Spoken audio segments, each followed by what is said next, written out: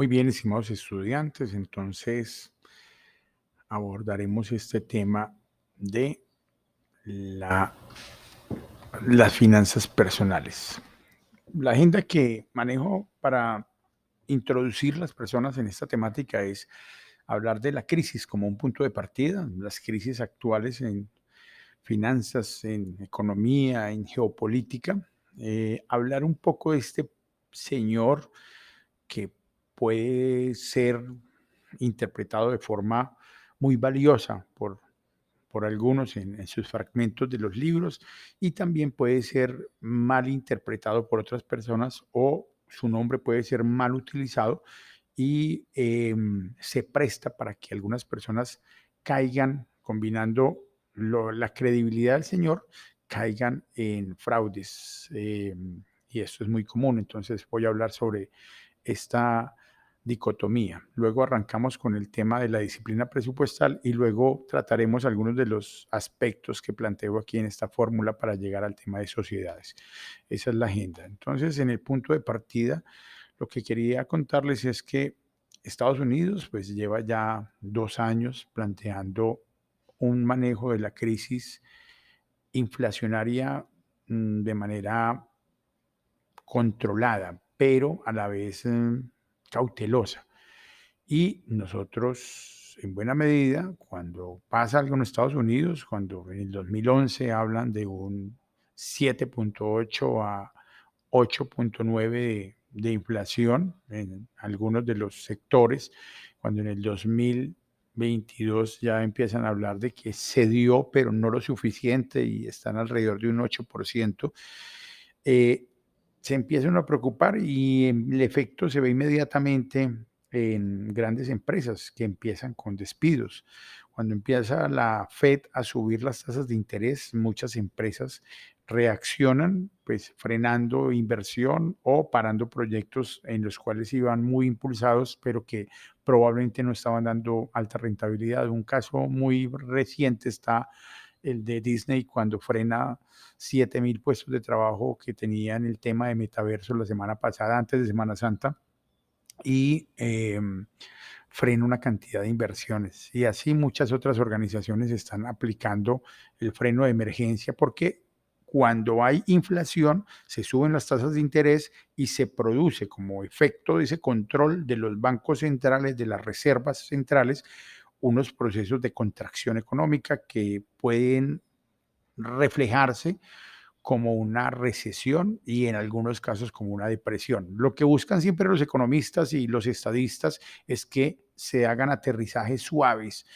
eh, pero no siempre se logra el soft landing, como el aterrizaje dulce después de una inflación descontrolada. Y recuerden que la inflación del mundo se da porque en la crisis de 2008, que es de las hipotecas subprime, Estados Unidos trató de solucionar pues esta situación producida por algunos de sus actores económicos y que repercutió en Europa, lo solucionaron emitiendo liquidez al mercado. Y esa liquidez hasta 2015 causó cierta, cierto vértigo en las diferentes líneas que se manejan en los mercados, pero Europa, que era la prudente, hasta 2012, 2013 también decidió el Banco Central Europeo emitir más deuda para algunos países y esto nos empieza a generar una alerta que causa cautela y ese dinero en el mercado se preveía que venía con crisis. El buffer o la compensación venía por parte de China, que estaba produciendo y produciendo productos muy baratos y no dejaba que la inflación se reventara. Pero pasa la pandemia, China deja de producir 2, 3 años y los precios empiezan a subir en el mercado, alimentos, insumos, tecnología, etcétera. Entonces, estamos en una situación en la que adicionalmente se une esta guerra de Ucrania, este problema de Estados Unidos queriendo azuzar una guerra en terreno ajeno para poder suscitar otra guerra que es la que necesita. Necesita alguna guerra para acomodar su caja y no reconocer que China se volvió más grande. Esa es la realidad. O sea, el hegemón nuevo es China, pero Estados Unidos no lo reconoce. Y esto suscita esta guerra de Ucrania, que es una guerra que limita el trigo para la comida de animales en todo el mundo y el trigo para la comida de personas en varios países que aceptan todavía el trigo de Ucrania y también pues trigo de Rusia, ciertos, soya, otras cosas. Esto causa también a su vez una crisis en los combustibles porque miren lo que hizo la OPEP ahora, limitar la oferta y eso, la contracción en la oferta causa un incremento del precio. Un barril Brent que estaba costando 76, 71, $76 ya está en $92. Todo esto tiene una repercusión para los colombianos que tenemos 16, 17 TLC activos, donde ya la misma bandeja paisa tiene productos importados. El frijol es importado en un cerca de 70-80% en Colombia. El arroz es importado en cerca de un 45% en Colombia. El maíz de la arepa es importado en Colombia. No producimos. Hemos perdido competitividad por estos fenómenos económicos donde no es productivo, donde no es eficiente producir ciertos productos acá. El cerdo en este momento, este chicharrón y este chorizo pueden estar llegando para el norte de Colombia, para la costa atlántica, a precios mucho más competitivos si los traen de Carolina del Sur que si los traen desde o si los llevan desde Antioquia. O sea, un kilo de cerdo sale mucho más barato traído de Carolina del Sur que llevado desde Antioquia para Barranquilla. Entonces, el que coma este producto en el norte de Colombia probablemente lo esté comprando importado. El plátano sí definitivamente pues es nuestro, pero el aguacate también, pero aquí ya cerca de la mitad de la bandeja paisa podría ser en cuanto a precio bandeja paisa importada. Si ustedes dan la vuelta a las marquillas de su ropa, hasta las medias son chinas hoy en día. Las fibras de mucha de su ropa es china. Y si no es china, es africana. Nuestra calidad de algodón perdió la competitividad, nuestra capacidad de procesar, perdimos la competitividad, ya Enca no está en Medellín, ya muchas compañías se fueron porque no son competitivas y estamos en un entorno en el cual pues hemos decaído industrialmente, no tenemos cómo competir con estas industrias y vamos hacia atrás en ese asunto. Por lo tanto, necesitamos cuidar nuestras finanzas personales porque si no cuidamos nuestras finanzas personales, esta crisis nos va a porrear más duro. Entonces, pasemos a hablar de lo que estamos proponiendo y es una revisión. Ya planteamos la crisis, ya entendemos por qué como estudiantes de tecnología en análisis de costos y presupuestos de primer semestre nos tenemos que preocupar por las finanzas personales porque si nos vamos a formar para ser asesores, para ser directores financieros en la parte de finanzas corporativas o finanzas bursátiles, lo primero sería tener unas adecuadas finanzas personales y un manejo responsable, racional, respetuoso consigo mismo de las finanzas personales. Entonces, vamos a hablar de este señor que ha escrito el libro Padre Rico, Padre Pobre.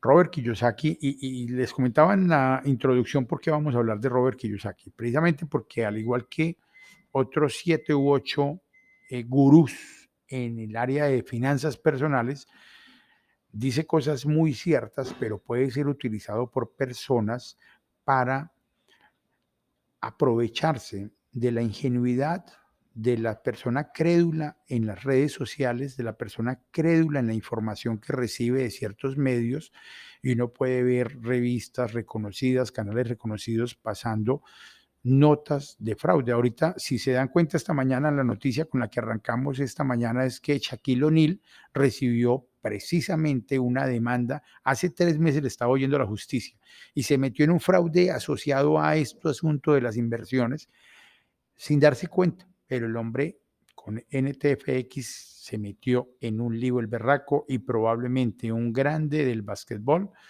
por meterse en asuntos ingenuos, por creerle a los medios, por creerle a ciertos medios rimbombantes que solamente sirven a intereses financieros, que muchas veces son financieros y políticos fraudulentos, resultó involucrado en temas penales. Ese señor va a resultar con problemas penales.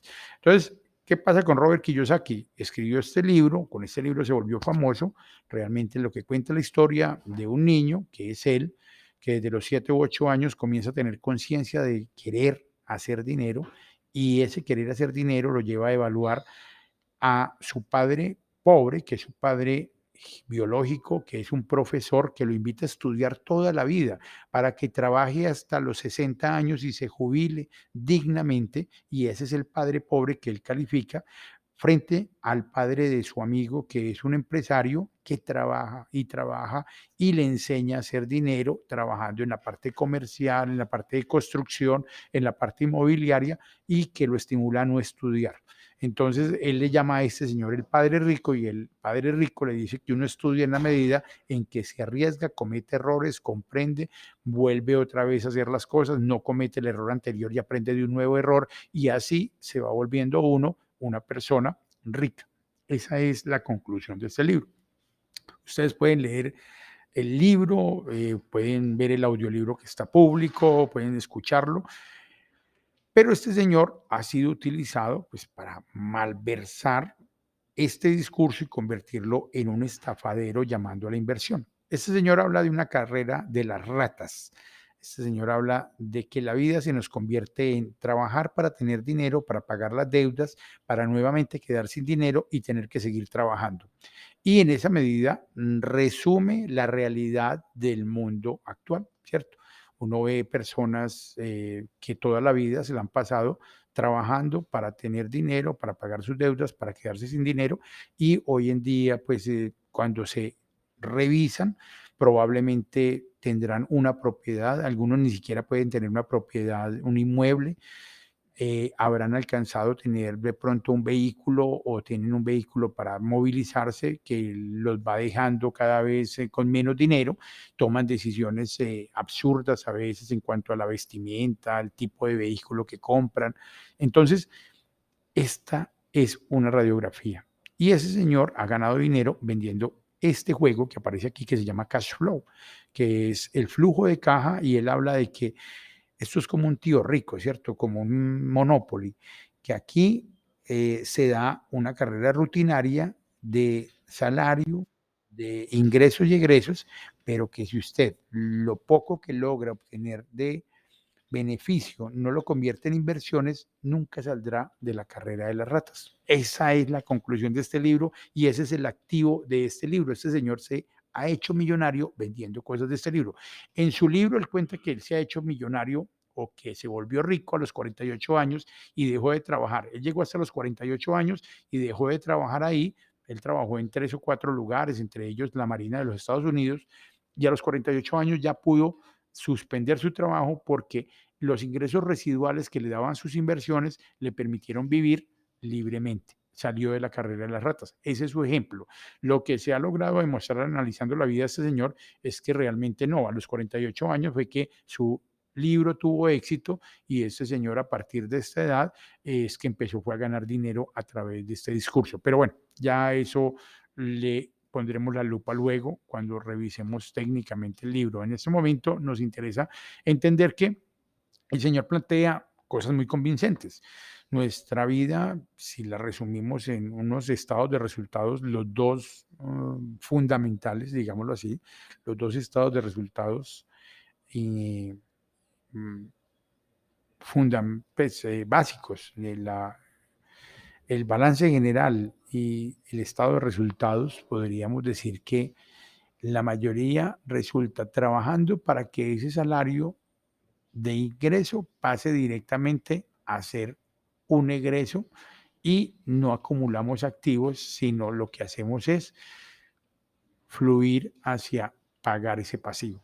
Esa es la vida, esta curva es la curva que él pone en su libro y lo que dice es mi solución y lo que plantea él, que es convincente y es importante porque trae el ahorro, es haga un ciclo para que usted nutra su activo y su activo le permita desarrollar su ingreso desde allí, que usted no tenga que trabajar para buscar su ingreso, sino que el estado de resultados en su componente ingresos se llene a partir del rendimiento residual que dan los activos suyos. Crear un ciclo sostenible de ingreso. Eso es lo que plantea Robert Kiyosaki.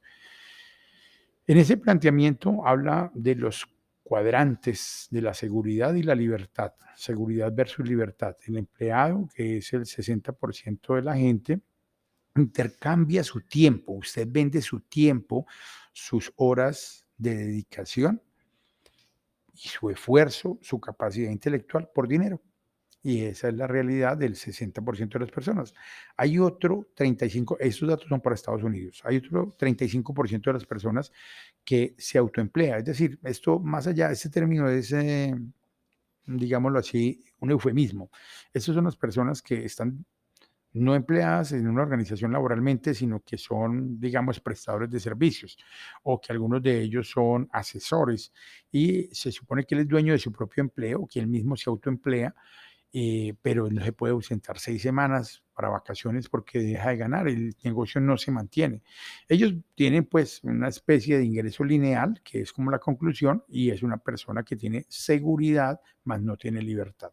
Las personas que tienen relativa libertad son el 4% de las personas que tienen empresa, pues son dueños de empresas y tienen cierta esclavitud en la medida en que tienen que cuidar su activo, pero estas personas son capaces de producir dinero a partir de su empresa y contratar otras personas, generar riqueza, pero eh, tienen libertad al no tener dependencia laboral, pero sí tienen cierto grado de dedicación a su empresa.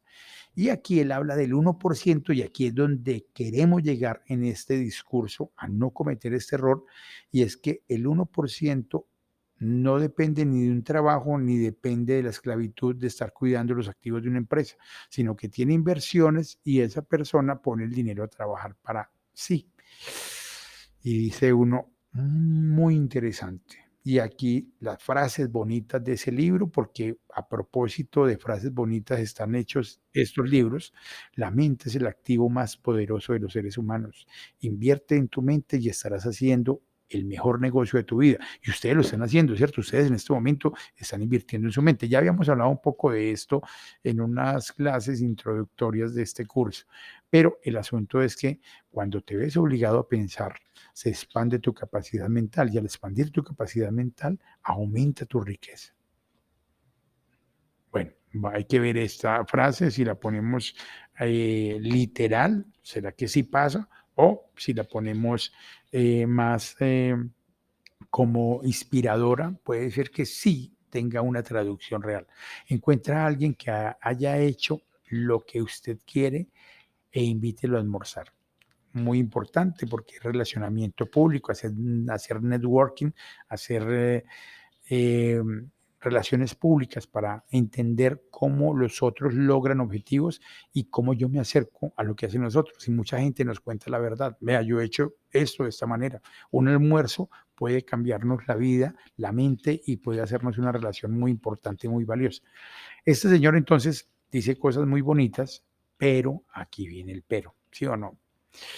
El señor ha sido utilizado, así como Shaquille O'Neal y como otros nombres, para dar indicaciones sobre compra de oro, y no es oro físico, sino compra de oro a través de estas plataformas, compra de ciertos criptoactivos que en ocasiones se han derrumbado. Y el señor anda en pleitos y lo han demandado porque la imagen de él la utilizan, algunos dicen que con autorización, otros que no, y el señor ha dado ciertos discursos o ciertas señales en algunas entrevistas y el señor se ha metido en problemas y tiene unas cuantas demandas porque ha inducido al error a los inversionistas. Eso es un tema en Estados Unidos, pero a nivel mundial también tiene que ser un tema y conozco mucha gente en Colombia que por su ambición ha creído en este tipo de discursos fraudulentos, ha metido su dinero en este campo porque se creyó el cuento de ser inversionista solamente por entregarle sus 10, 15, 20 millones de pesos que le pidió prestado a la tía, a la mamá, no sé qué, y fueron y los entregaron porque les ofrecieron acá una posibilidad de rentar 5, 10% mensual, 15, 20. Algunos les montan una pirámide tan ilógica que pueden rentar dizque el 100% en 2 meses y la gente cree eso. La gente después de DMG, después de una cantidad de pi fenómenos de Ponzi, fraudes de este tipo, vuelve y cae, vuelve y cae y vuelve y cae. La ambición es muy grande. Entonces, vamos a pasar al tema presupuestal. Vamos a parar este video acá para pasar al tema presupuestal.